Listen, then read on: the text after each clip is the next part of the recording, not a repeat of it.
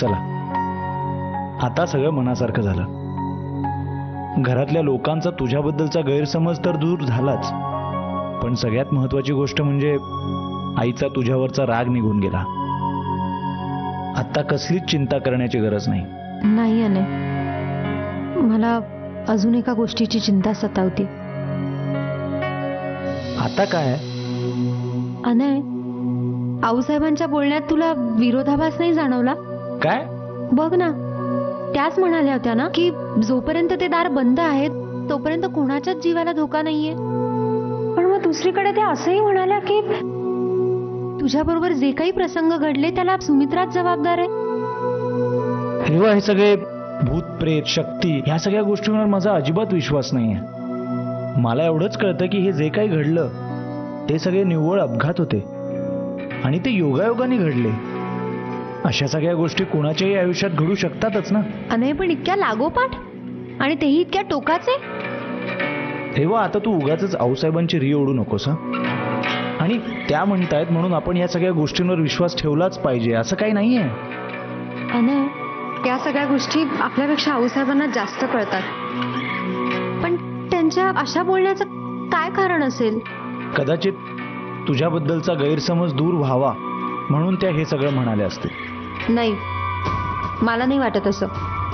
त्यांच्या मनात नक्कीच काहीतरी चालू आहे जे आपल्यापैकी कोणालाच माहित नाही. पण अनय, ते नक्कीच महत्वाचं असणार.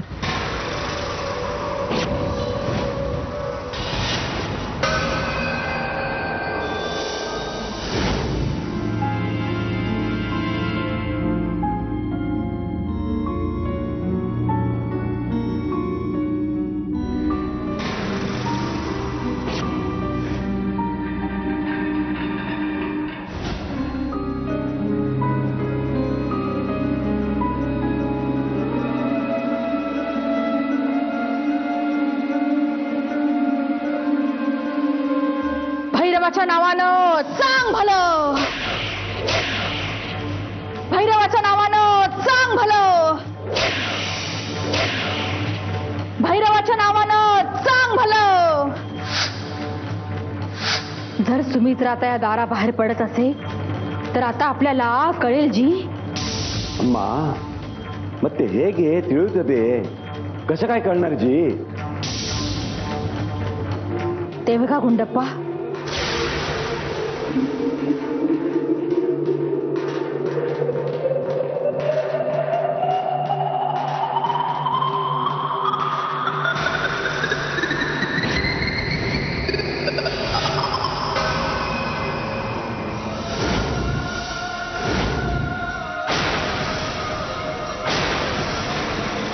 सगळं आपल्या हातातून गेलं रोमेला, सगळं. आपण चर्चा न करता कृतीही केली तरी काय झालं? पुन्हा अपयशच आलं. हे काय चाललंय तुमचं? जे घडलं ते सकाळी घडलं, तुम्ही आता रडत बसलाय. काय करू मग? हा विचार करत होतो की यातून काही मार्ग काढता येतोय का, बाहेर पडता येतोय का, पण काही उपयोग नाहीये. आता आपल्याला ती राजगादी मिळाली तरी फायदा काय? ती असणार शापित. निलांबरा हे असलं काहीही नसतं. भूत प्रेत शाप जादूटोणा वगैरे काहीही नसतं. मामनजी, असं खरंच असतं? याचा अर्थ काय की हो? हे दार बंद आहे तरी सुद्धा सुमित्रा बाहेर पडते. याचा अर्थ वाड्यातलीच कुठली तरी व्यक्ती तिला मदत करते. किंवा आपण असं समजू शकतो की वाड्यातल्याच कुठल्या तरी व्यक्तीच्या दुष्ट विचारांना आणि प्रार्थनांना सुमित्रा उत्तर देण्यासाठी बाहेर येते. अदरू ಏನು उपाय अम्मा? यावर उपाय एकच, पण तो तात्पुरता उपाय आहे गुंडप्पा.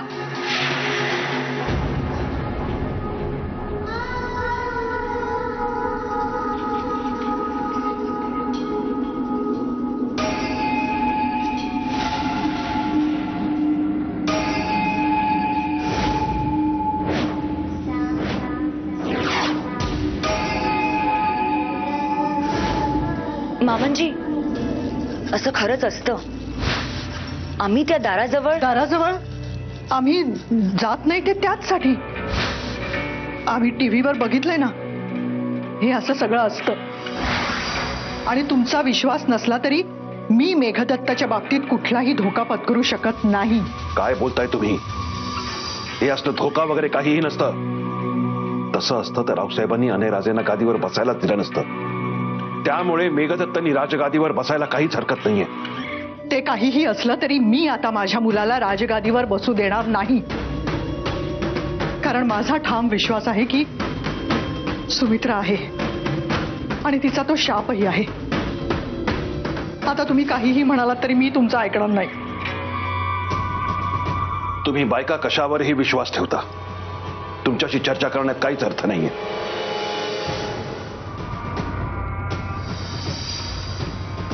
तुम्ही मला का नाही बोलू दिलं? जर मी त्यांना समजावून सांगितलं असतं की सुमित्रा देवी खरंच आहे आणि ती आजपर्यंत आपल्याला मदत करत आली आहे, तर त्यांचा विश्वास बसला असता ना यावर? नाही रोमेला, त्यांनी उलट आपल्यालाच वेड्यात काढलं असतं. त्यांचा ह्या सगळ्यावर विश्वास नाहीये. आणि तसंही आता आपण सावध राहायला हवं. यापुढे त्या सुमित्राची अजून मदत घेण्यात काही अर्थ नाहीये. हो, पण तिच्यामुळेच आपले सगळे प्लॅन्स सक्सेसफुल झाले. रोमेला, उद्या जर अनयचं खरंच काही बरं वाईट झालं आणि आपण राजगादीवर बसलोच, तर त्या सुमित्रानं असं वाड्यात फिरणं आपल्यासाठी धोकादायक नसेल का? नाही, यापुढे मला आगीशी खेळ नकोय. त्या सुमित्राकडे जाणं बंद म्हणजे बंद.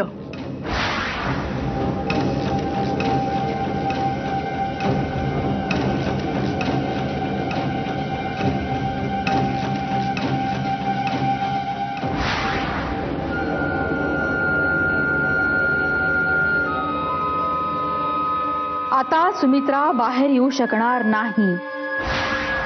पण हे तोपर्यंतच, जोपर्यंत तिला इथे येऊन कुणी आवाहन करत नाही. म्हणूनच गुंडप्पा, आजपासून आपल्याला इथे बारकाईने लक्ष ठेवायला हवं.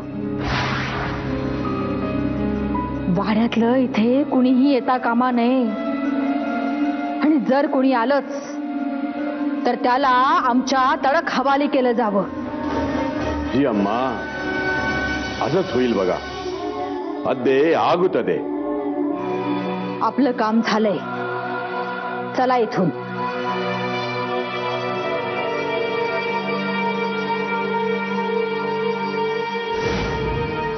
शल्या, ना एकदा हरवलंस तू आम्हाला. 1000 पडद्यांमागे झाकशील, लाख भिंतींमध्ये बंद करशील. तू आम्हाला नष्ट करू शकत नाहीस. नाही नष्ट करू शकत. तुमच्या नवऱ्यावर झालेल्या अन्यायाचा सूड घेतल्याशिवाय मी शांत बसणार नाही. लवकरच आम्ही या दाराबाहेर येऊ. तुला तुझ्या शक्तीवर आणि त्या रेवाला तिच्या कुंकवावर असलेला भरोसा मोडून काढण्यासाठी आम्ही या दरवाजाच्या बाहेर येऊ. वाट बघा.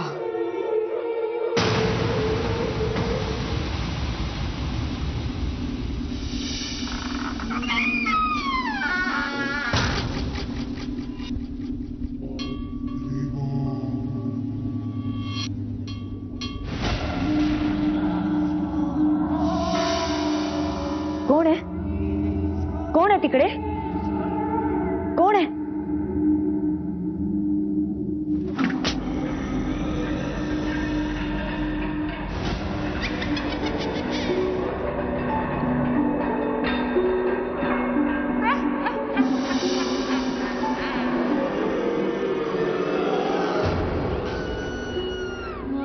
आम्ही सुमित्रा.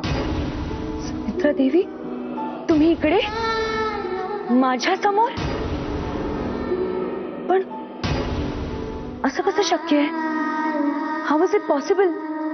आजपर्यंत असं कधी झालं नव्हतं. तू आम्हाला पाहू शकतेस कारण आम्ही तसं ठरवलंय. पण का? आम्हाला तुझ्याशी बोलायचंय. माझ्याशी?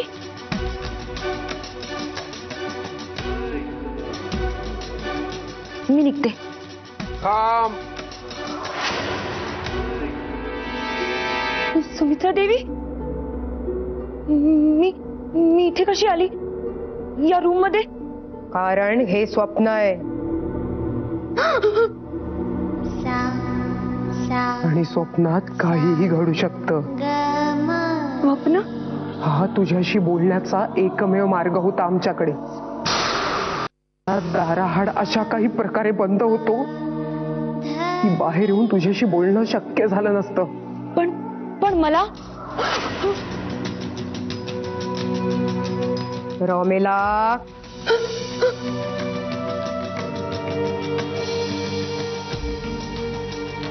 तुझ्याकडे दुसरा पर्याय नाहीये.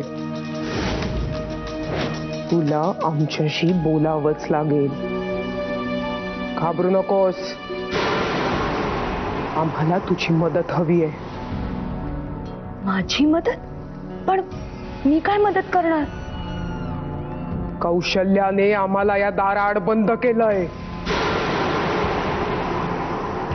आणि यातून बाहेर पडण्यासाठी तूच आमची मदत करू शकतेस. तुम्ही दिलेल्या शापाबद्दल मला कळलंय. या राजगादीसाठी मी तुमची मदत करेनही, पण ही राजगादी शापित आहे. ही शापित राजगादी माझ्या काय कामाची? रमिला, आम्हाला फक्त आमचा सूड पूर्ण करायचा आहे आणि तोही फक्त एकदाच. तू जर आम्हाला मदत केलीस तर आम्ही अनयला तुझ्या मार्गातून दूर करू. मग आमचा सूडही पूर्ण होईल. खरंच? मग त्यानंतर राजगादीवर कोणीही बसलं तरी त्याच्याशी आमचा काहीही संबंध नसेल. रमिला, आपण एकमेकींना मदत केली तर नक्कीच यशस्वी होऊ.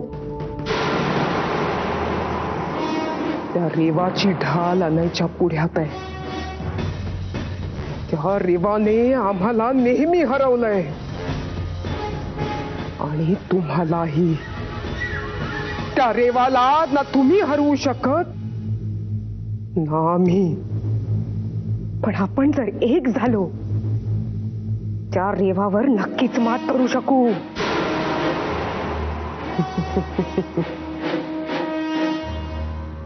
विचार कर. कदाचित आमचं म्हणणं पटेल तुला. निघ.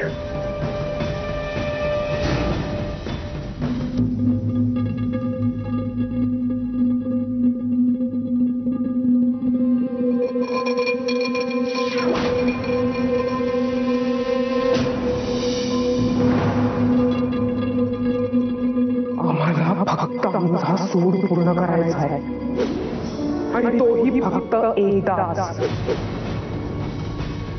तू जर आम्हाला मदत केलीस तर आम्ही अनयला तुझ्या मार्गातून दूर करू.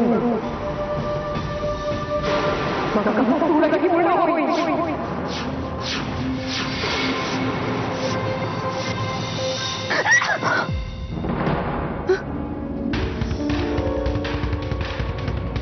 काय ग? काय झालंय? काय नाही. बरी आहेस ना? हो. आज बेट्टी नको? आश्चर्यच आहे. काही गोष्टी बेट्टीपेक्षा जास्त महत्वाच्या असतात आणि तूच मला सांगितलेलंस ना, अशा सवयी नकोत ज्यासाठी दुसऱ्यांवर अवलंबून राहावं लागेल. मी डिसाईड केलंय की मी तुझंच ऐकणार आहे. मी जर फ्रेश होऊन येते.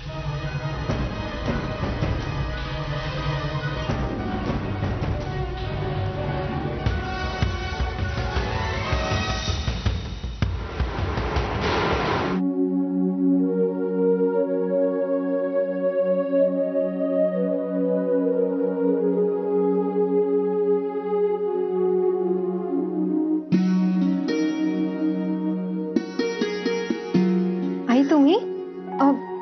सॉरी, मी सवयीप्रमाणे आणण्यासाठी चहा करत होते पण रेवा, खरं तर कुठल्याही बाईला नवऱ्यासाठी काही करण्यापासून रोखणं हीच मोठी चूक आहे. त्यामुळे माझंच चुकली. तू कर चहा. आई पण मी शब्द मोडलाय तुमचा, त्यामुळे चूक माझीही आहे ना. रेवा, असं खरंच काही नाहीये, कोणाची चूक नाहीये. तू खरंच करत जा चहा. काय चाललंय सासवा-सुनांचं परत? आऊसाहेब, तुम्ही इथे स्वयंपाकघरात? का हो, आम्हाला स्वयंपाकघरात यायला बंदी आहे का? आऊसाहेब, तसं नाही. तुम्हाला कधीच स्वयंपाकघरात पाहिलं नाही ना.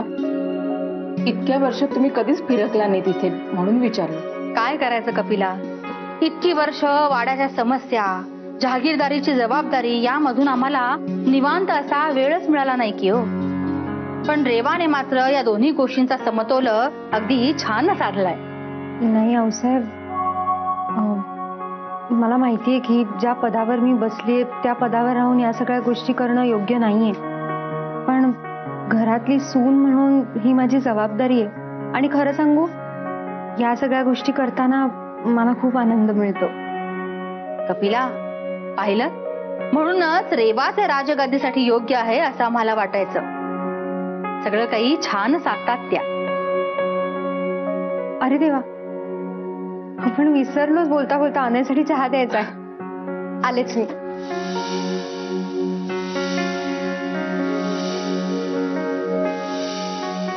चला, आता आलोच आहोत तर काहीतरी बनवूयाच म्हणतो आम्ही. आऊसाहेब, तुम्ही? अहो, आम्ही इतकंही काही वाईट बनवत नाही. नाही, मला तसं नव्हतं म्हणायचं आऊसाहेब. कपिला, अहो किती गंभीर होत आहे. चला बघूया काय बनवायचं ते. हो. अने चल पटकन चहा पिऊन घे. एकच मिनिट रेवा, जरा हे मेल चेक करतो. अरे काम कर नंतर, आधी चहा पी, थंड होईल. घे. बर, मी चहा पिऊन घेतो, तोपर्यंत ते बायोडेटाच बघ. कसले बायोडेटाज? अगं, साईटवर काम जोरात आता सुरू होणार आहे ना, आणि काही दिवसातच आपले इम्पोर्टेड मशिनरीज पण येतात. त्यामुळे मला असं वाटलं की हाताखाली एखादा असिस्टंट असावा, म्हणून मी गोपीला सांगितलं होतं. आणि काही सोशल नेटवर्किंग साईट्सवर पण टाकलं होतं. त्याचे रिप्लायज आहेत. बघ, तुला एखादा बायोडेटा आवडतोय का ते? नको, तुझं काम आहे ना, तूच कर. अगं, लग्नाआधी तू सुद्धा हेच तर करत होतीस. तुमच्या कंपनीमध्ये माझा बायोडेटा बघूनच तर तू मला अपॉइंट केलंस. हो, पण तरी सुद्धा आता तुझं काम आहे ना, मग तूच कर. काय ग रेवा, बघ ना. तसंही ते बायोडेटाज मी बघून खूप कन्फ्युज झालोय. बरं, बघते.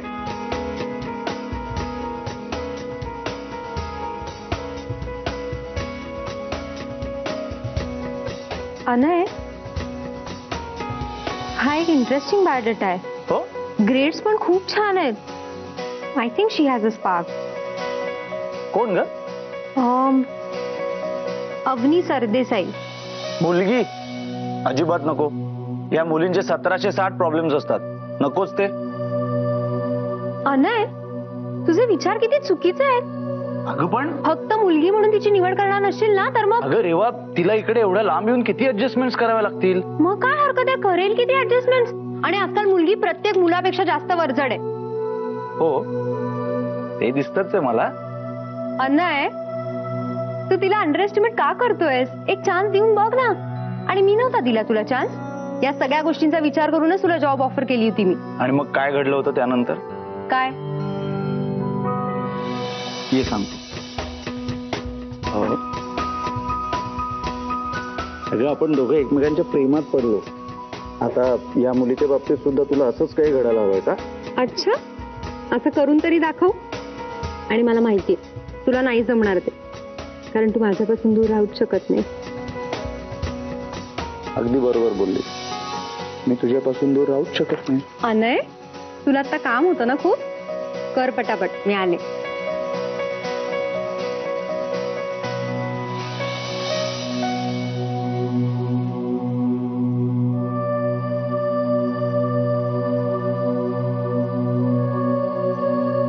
अवनी सरदेसाई.